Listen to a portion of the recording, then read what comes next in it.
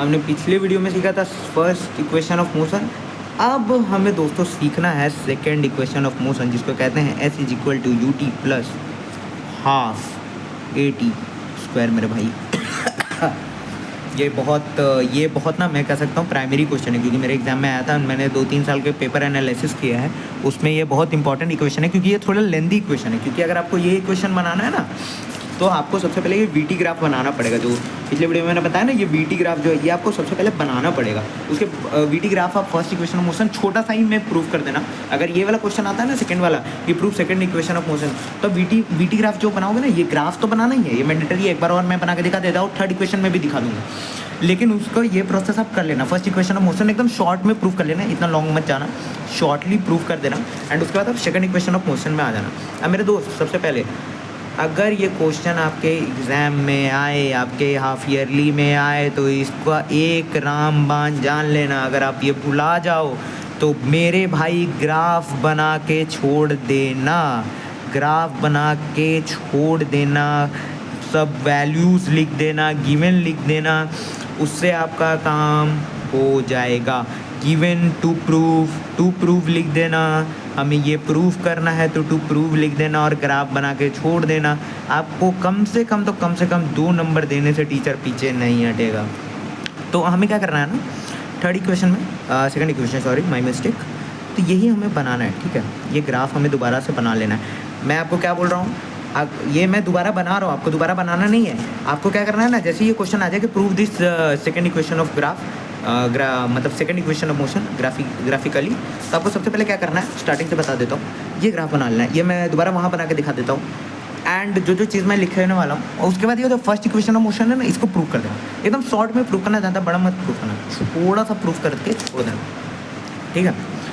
तो यहाँ पे हम ओरिजिन ले लेते हैं मेरे भाई, यहाँ पे हम ये ले लेते हैं। ये हमें पता है ये वीटी ग्राफ है, भूल मत जाना, बहुत मारूंगा, वीटी ग्राफ है, ठीक है। यहाँ पे हमें ले लेना है बी लेना है ये, हाँ यहाँ पे सी ले लो मेरे भाई, और यहाँ पे ले लो आपका बी। अब हम इसको मैच कर देते हैं, ठीक है। सेम वही पिछला वाला बना रहा हूँ, कुछ रॉकेट साइंस नहीं बना रहा हूँ, मत बोलना कि कुछ यूनिक बना रहे हो, ठीक है। कोई बोला तो एक थापड़ मारूंगा, ठीक है। एकदम वही पिछले वाली चीज़ बना रहा हूँ। थोड़ा सा प्रॉब्लम मेरे को लिखने में आ रही है, क्योंकि मैं कैमरा पे देख के बना रहा हूँ, ठीक है। एंड यहाँ से स्लो मैच कर देना। और सुनो, एग्जाम में पेन पेंसिल लेके जाना, उससे बनाना, ये नहीं कि हाथ से बना देना, नहीं तो बहुत प्रॉब्लम होगा फिर इसको प्रूफ करने में। पेन पेंसिल से ऐसे लाइनिंग बनाना, ठीक है, ऐसे डॉट करके बनाते जाना, ठीक है। ये वाला कुछ ऐसे तो परमानेंट कर दोगे तो कोई प्रॉब्लम नहीं है। ये बना लो मेरे भाई, 1 नंबर पक्के हो जाएंगे। क्वेश्चन कभी भी, अभी देखो निगेटिव मार्किंग जब तक क्वेश्चन में नहीं है, क्वेश्चन में कुछ भी भर के आना, क्वेश्चन छोड़ के मत आना, लेंदी नहीं है। जो समझ में नहीं आए उसको लास्ट के लिए छोड़ना, वो सेक्शन अटेम्प्ट करना जो सबसे ज़्यादा इंपॉर्टेंट है, सबसे ज़्यादा आपको समझ में आ रहा है। एंड मैं प्रोवाइड करूँगा कि लास्ट से स्टार्ट करो, रिवर्स से स्टार्ट करो पेपर, वो ज़्यादा बेटर रहता है। लेकिन जो आपको पोर्शन एकदम लगे कि सबसे ज़्यादा पक्का है, मुझे सब आता है, वो अटेम्प्ट करना। और अगर ये क्वेश्चन आए तो कोई भी क्वेश्चन आपको खाली नहीं छोड़ना है, उससे रिलेटेड कुछ चीज़, गिवन टू प्रूफ लिख दो, गिवन आपको दिया हुआ है, गिवन लिख दो, टू प्रूफ लिख दो, उसके आगे प्रूफ ऐसे करके लिख दो, प्रूफ में कुछ गिवन लिख दो, ऐसे हमारे पास ये है वो है। एंड ये ग्राफ भी बना दो भाई, मेरे क्वेश्चन के आंसर मिल ही जाएगा। चलिए अब हम ज़्यादा वीडियो को लंबी नहीं करते हैं, हम यहाँ पे आपको बताते जाते हैं। देखो भाई, एक फॉर्मूला होता है, ठीक है, डिस्टेंस, ये आपको लिख के आना एग्जाम में, travelled by the object is equal to area under V T graph, velocity time graph, ठीक है। समझे? बहुत बच्चा भी नहीं समझ रहा। देखो मेरे भाई, यहाँ फोकस करना, ये जो एरिया है ना, यहाँ तक स्लोप तक का, ठीक है, ये स्लोप है, पिछले वीडियो में बताया था। इसका एरिया और इसका एरिया, अगर हम इन दोनों का एरिया निकाल देना तो वो ना डिस्टेंस हमें बता देता है। अगर हमको डिस्टेंस निकालना है तो देख सकते हैं यहाँ पे जो एरिया होता है ना मेरे दोस्त, वीटी ग्राफ का जो एरिया होता है वो आपको डिस्टेंस बता देता है ट्रैवल्ड बाय एन ऑब्जेक्ट। तो ये जो एरिया है ना, ये यहाँ तक का अगर हम एरिया निकाल दें तो हमें पता चल जाएगा कि distance travelled bye an object, distance हमें पता लग जाएगा। ओवरऑल बात ये है। तो हमने पिछले ग्राफ में, आपको याद होगा, हमने सी डी को ओ सी जो है उसको यू माना था। तो सिंस ये एक रेक्टेंगल है तो ये भी यू हो जाएगा। एंड हमने ओ ए पॉइंट को टी माना था, तो ये भी जो साइड है, वो जो सी बी साइड है, वो भी टी हो जाएगा। एंड हमने ए डी को वी माना था मेरे भाई, याद होगा, अगर नहीं याद है तो मैं यहाँ पे लिख देता हूँ, O C A B is equal to you. And यहाँ पे लिख देता हूँ C B O A is equal to T.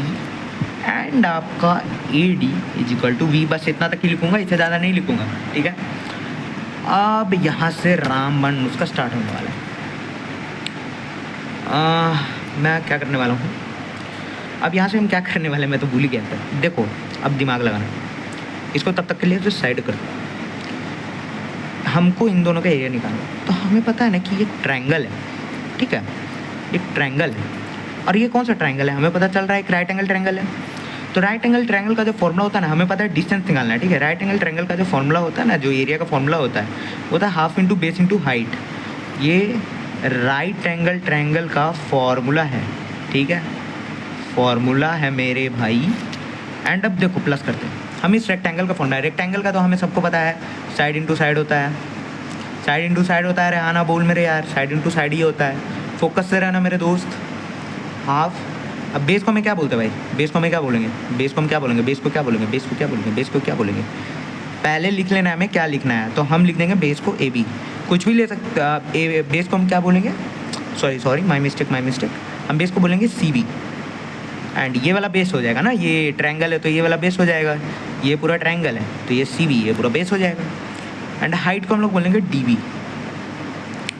अब साइड इंटू साइड का बात किया है तो ओ ए एक साइड ट्रायंगल का, ट्रायंगल बोल रहा हूँ यार, रेक्टेंगल का, एंड ए बी एक साइड रेक्टेंगल का, ठीक है, ठीक है।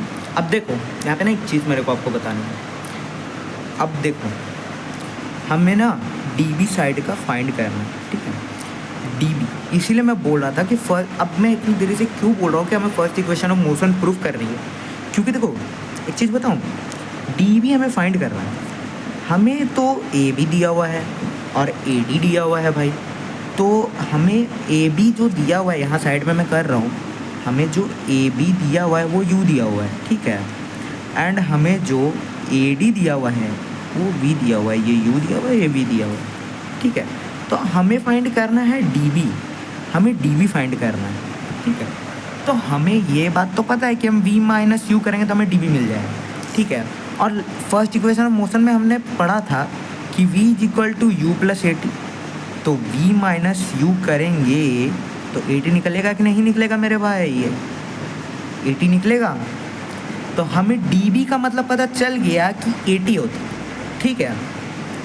सिंस हमें पता चल गया इसका मतलब ए टी होता है, तो हम यहाँ पे ए टी कैसे होता है एक बार फिर इसको, अगर आपको नहीं समझ आया तो वीडियो को थोड़ा पीछे करो फिर तो समझो, क्योंकि ए टी होता है, ठीक है। ए टी क्यों होता है, हमने फर्स्ट इक्वेशन ऑफ मोशन में प्रूफ कर दिया था, तो इसको हम साइड में लिख देंगे। We have already proven